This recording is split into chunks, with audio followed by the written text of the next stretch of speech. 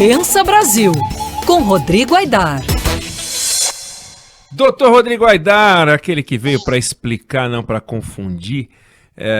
As pessoas estão vendo o noticiário, essa tensão institucional entre os poderes, né? O presidente da República dando declaração atrás de declaração, agora mesmo viajando, de novo bateu no Supremo Tribunal Federal, sendo que diz que não bate no Supremo Tribunal Federal. É uma coisa muito curiosa. E uma das coisas que o irritam, de que ele reclama, é a investigação, ele ter sido incluído na investigação do Supremo Tribunal Federal pelo Alexandre de Moraes. Eu queria que você explicasse o seguinte: qual é a consequência prática disso, né? O nome do presidente foi colocado na investigação, então ele é réu, seja lá o que ele for. E aí, o que isso quer dizer de prático? O que isso muda na vida dele? O que pode acontecer? Explica para nós, Aidar. Salve, Débora. O Pablo está aí no estúdio ainda ou já fugiu? O Pablo foi lá colocar uma gravata, já volta. Então tá certo. Neg, deixa eu só fazer uma nota antes de entrar nesse assunto. Eu sou ouvinte da rádio, inclusive, quando eu não estou para entrar no ar. Mas eu estava aqui para entrar no ar esperando e vi aí as frases do presidente Jair Bolsonaro às quais você se refere. E tem uma informação que eu acho que é importante a gente corrigir.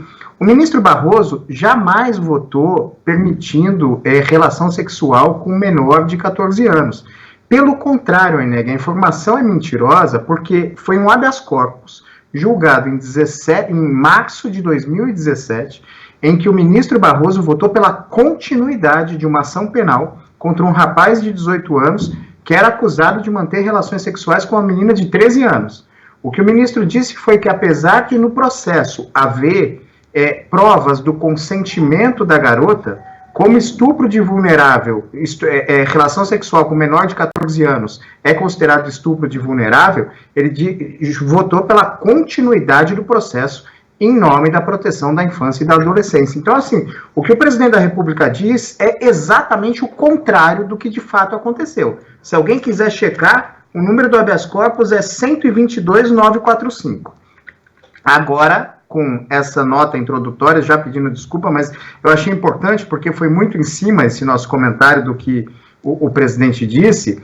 Neg, são duas investigações... Só para te perguntar, quer dizer que você encontrou um caso de fake news no discurso do presidente da República? Deve ter sido o primeiro. Fica registrado. Você não existe, Neg, muito bom. Não, é que esse caso especificamente chama atenção porque é um voto, é muito objetivo e é exatamente o contrário, né? Uma coisa louca, não cabe interpretação, tá escrito, é um treco maluco, mas de fato foi uma descoberta muito, muito importante essa minha, né? Agora, Neg, tem duas investigações distintas em relação ao presidente Jair Bolsonaro sobre um mesmo conjunto de fatos. As duas partem do mesmo conjunto de fatos, que são os ataques do presidente Jair Bolsonaro ao processo eleitoral brasileiro, né, a legitimidade das eleições no Brasil. Mas elas correm em tribunais diferentes, têm trâmites diferentes, e as consequências também são bastante distintas, bem distintas. Na investigação do Supremo, o ministro Alexandre de Moraes incluiu o presidente Jair Bolsonaro no inquérito das fake news. Aliás, é o terceiro inquérito que tramita no Supremo contra o presidente da República. A gente falou disso ontem, quando eu entrei na programação aqui extraordinariamente. Esse inquérito do Supremo, ele investiga o cometimento de crimes, calúnia, injúria, difamação, denunciação caluniosa, e a punição é pena de prisão, multa. Os crimes não são de maior potencial ofensivo, então seria pena de prisão, mas em regime aberto, ou semiaberto. Mas a tramitação, Eneg, ainda que se chegue à conclusão que há indícios de que o presidente cometeu crimes, a tramitação é muito complexa, muito mais do que o inquérito do TSE. No caso de investigação penal, cabe ao PGR apresentar uma denúncia, o Supremo pegaria essa denúncia, enviaria para a Câmara dos Deputados, que teria que autorizar a tramitação, a análise dessa denúncia por 2/3 dos votos dos deputados. Então, Eneg, o Supremo sequer chegou ainda a um consenso sobre como deve ser a forma de depoimento do presidente da República.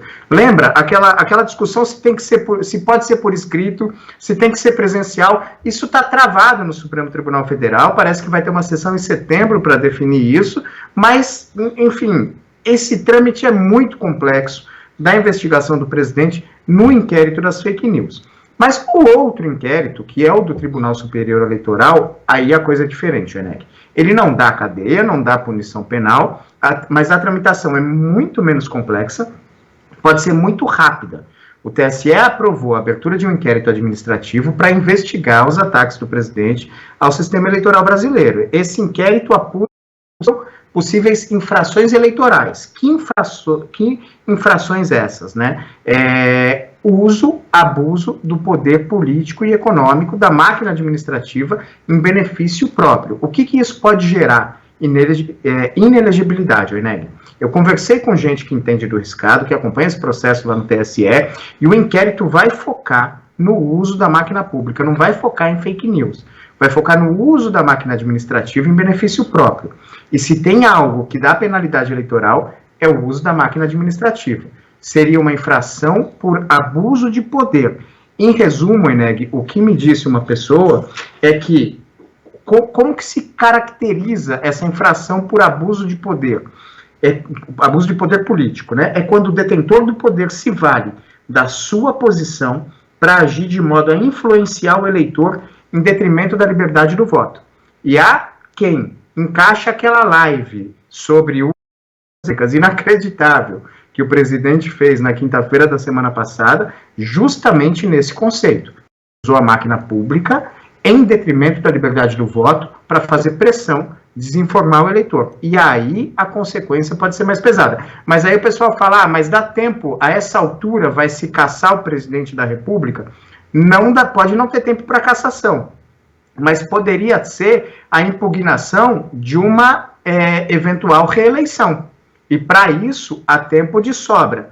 Então, claro, a depender da decisão do TSE, cabe recurso ao Supremo Tribunal Federal, sempre cabe. Mas aí o trâmite é muito mais rápido, menos complexo, e a punição administrativa não depende da autorização de ninguém, como da Câmara dos Deputados, e essa ação, essa investigação pode surtir resultado muito mais rápido do que aquela que está no Supremo Tribunal Federal. Você é uma pessoa experiente, você conhece muito bem Brasília, conhece os tribunais, conhece os integrantes dos tribunais, sabe como é que é o funcionamento e conhece a experiência prática da forma como a gente conduz as discussões no Brasil. Que há uso da máquina pública, isso não há discussão. Havia no governo Lula, havia no governo Dilma, há no governo Bolsonaro. Para começar, a manutenção de planos com mudança de nomes.